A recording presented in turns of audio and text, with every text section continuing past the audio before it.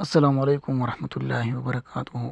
ماشاءالله طارق پټان صاحب ډېرې ښایسته او ښکلې او واضحه خبرې وکړې چې په هغې کې په علي خامنه‌ای او په هغه پسې ورپسې کوم لیډران دي په هغو باندې خبره وکړه.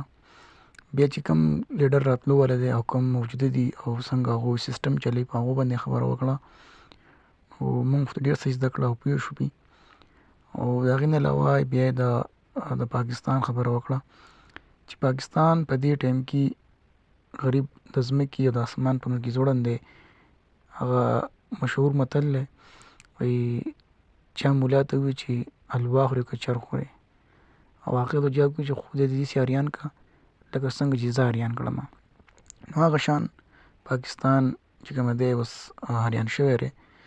هغه وجه دا ده چې دلته اسرائیل او امریکې دجال دوی حمله په پاکستان باندې وکړه په ایران باندې وکړه.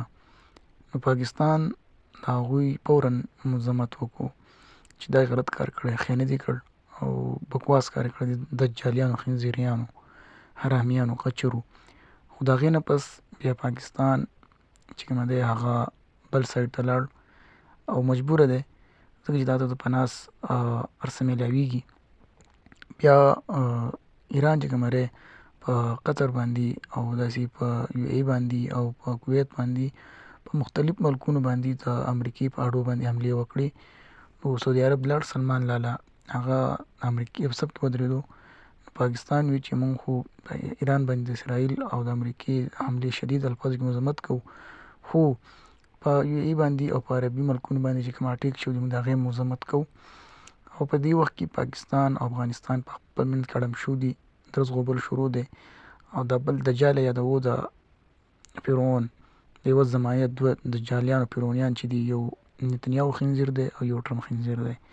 د دوی د لاسي کمرې په مشرق وسطی کې کوم اور جوړ شوی او بلیږي، دا خنزیر دا مشرق وسطی کې امن ته نه پرېږدي. او دا هغه خنزیر و چې ده به ویل چې ماله نوبل انعام راکړئ زه په دنیا کې امن راولم.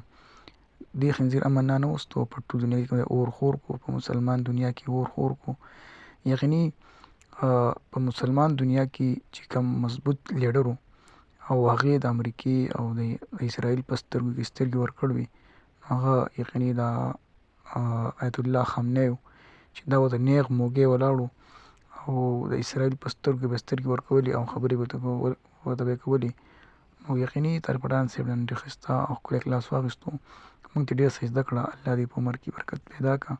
خو پاکستان لپاره هم دعا کوو ځکه چې اوس ویې کېږي چې کوم چابهار بندرګاه ده نو په هغې باندې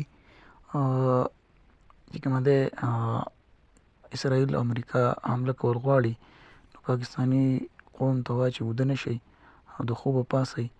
او اوس پکې بل یو شیز هم شروع شوی چې د پاکستان تقریبا مختلف چینل چې هغه هیک شوي او په هغې باندې د موساد د طرفه چې کومه دی یو څیز راغلی و چې خپل پوج خلاف راپاڅئ او دا هر څه وکړه. نو دې خنزیرانو ته وایي موساد په ښځو راولګم ابۍ به درنه والم. موږ د خپل پوج خلاف نه یو، انشاءالله تر اخري به موږ نه خلاف کېږو د خیر سره. موږ د خپل پوج سره ښه مضبوط او شانه بشانه ولاړ یو او تر اخره پورې بس ودرېږو.